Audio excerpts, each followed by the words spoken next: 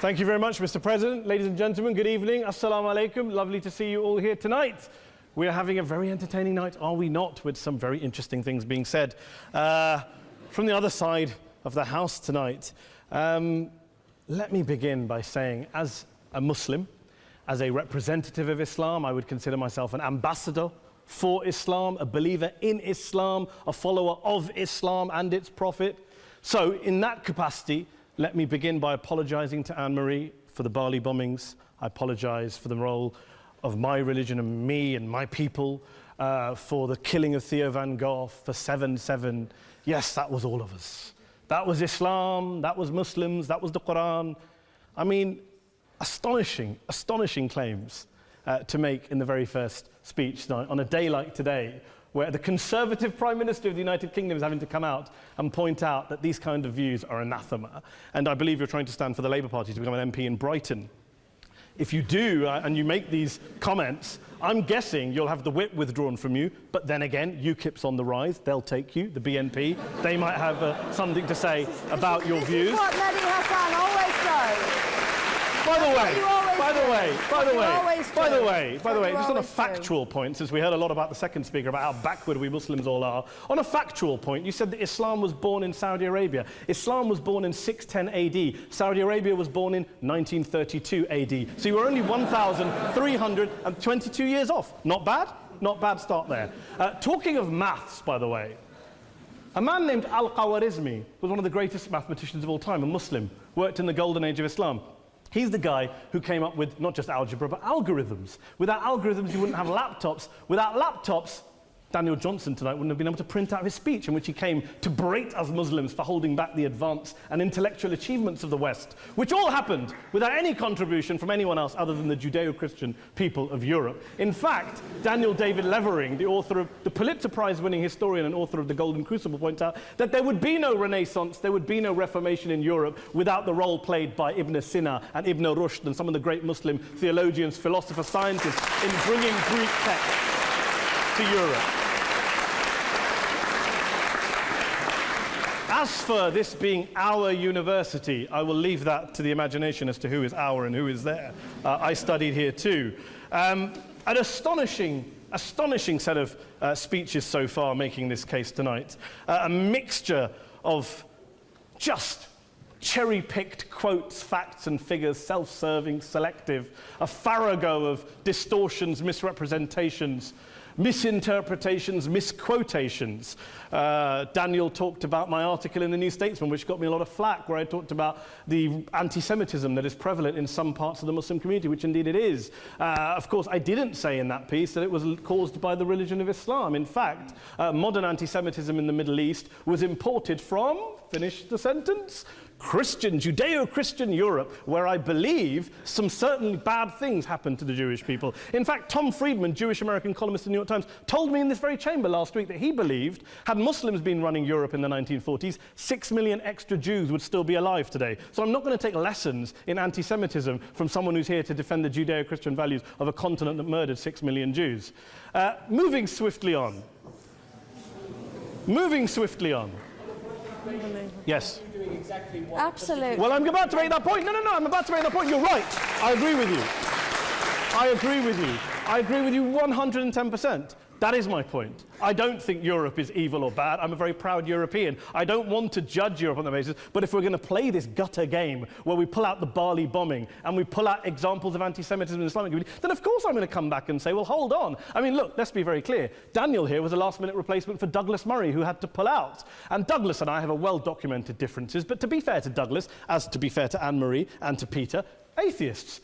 Atheists see all religions as evil, violent, threatening. What the problem I have with Daniel's speech is that Daniel comes here to write this robust defense of Christianity, forgetting that his fellow Christians, people who said they were acting in the name of Jesus, gave us the Crusades, the Spanish Inquisition, the anti-Jewish pogroms, European colonialism in Africa and Asia, the Lord's Resistance Army in Uganda, not to mention countless arson and bomb attacks on abortion clinics in the United States of America to this very day. I would like a little bit of humility from Daniel first before he begins lecturing other communities and other faiths on violence, terror, and intolerance. But, no thank you. some water. Drink some water. But I would say this, to address the gentleman's very valid point here, I'm not going to play that game. I don't actually believe that Christianity is a religion of violence and hate because of what the LRA does in Uganda or what Crusaders did to Jews and Muslims in Jerusalem when they took back the city in the 12th or 13th or whatever century it was. I believe that Christianity, like Islam, like pretty much every mainstream religion, is based on love and compassion and faith. I do follow a religion in which 113 out of the 114 chapters of the Quran begins by introducing the God of Islam as a God of mercy and compassion. I would not have it any other way. I don't follow a religion which introduces my God to me as a God of war, as some kind of Greek God of wrath, as a God of hate and injustice. Not at all. As Adam pointed out, you go through the Quran and you see the mercy and the love and the justice. And yes, you have verses that refer to warfare and violence. Of course it does. This is not a motion about pacifism. I'm not here to argue that Islam is a pacifistic faith. It is not. Islam allows military action, violence in certain limited contexts. And yes, a minority of Muslims do take it out of that context. But is it religious? Well, we talked about Woolwich. Daniel and Anne-Marie have suggested that it's definitely religion that's behind all of this. Well, actually, what I find so amusing tonight is we're having a debate about Islam, and the opposition tonight have come forward. We have a graduate in law, a graduate in modern history, a graduate in chemistry, and you know, I admire all of their intellects and their abilities, but we don't have anyone who's actually an expert on Islam, a scholar of Islam, a historian of Islam, a speaker of Arabic, even a terrorism expert or a security expert or a pollster, let alone to talk about what Muslims believe or think. Instead, we have people coming here, putting forward these views, putting forward these sweeping opinions. Listen to Professor Robert Pape of the University of Chicago, one of America's leading terrorism experts, who, unlike our esteemed opposition tonight, studied every single case of suicide terrorism between 1980 and 2005, 315 cases in total. And he concluded, and I quote, "There is little connection between suicide terrorism and Islamic fundamentalism or any of the world's religions. Rather, what nearly all suicide terrorist attacks have in common is a specific secular and strategic goal to compel modern democracies to withdraw military forces from territory that the terrorists consider to be their homeland." And the irony is, when we talk about terrorism, the irony is that the opposition and the Muslim terrorists, the Al-Qaeda types, actually have one thing in common, because they both believe that Islam is a warlike, violent religion. They both agree on that. They have everything in common. Osama bin Laden would be nodding along to everything he's heard tonight from the opposition side. He agrees with them. The problem is that mainstream Muslims don't. The majority of Muslims around the world don't.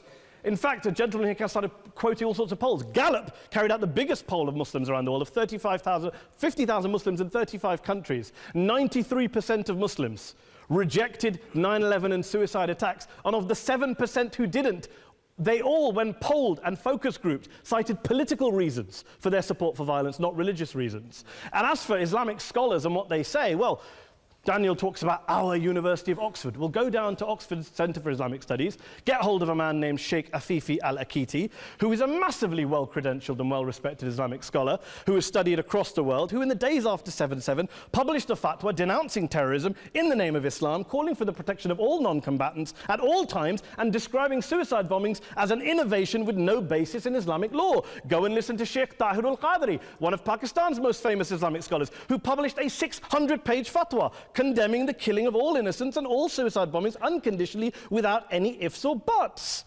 There's nothing new here. This is mainstream Islam, mainstream scholarship, which has said this for years. You don't go out and kill people willy-nilly in the high street or anywhere else, on a bus or a mall, based on verses of the Quran that you cherry-pick without any context, any understanding, any interpretation, or any commentary. Point of information. Please. Well, It doesn't happen, apparently. I didn't say it doesn't happen at all. I never said it didn't happen. I don't blame Islam. Yes, it's a very good point. And a lot of us are campaigning against that. And we're campaigning against it in the name of Islam. We're campaigning against it in the name of various interpretations of Islam. Anne-Marie comes and scares us with her talk of Sharia law. I would like to see the book of Sharia law. It doesn't exist. People argue over what Sharia law is.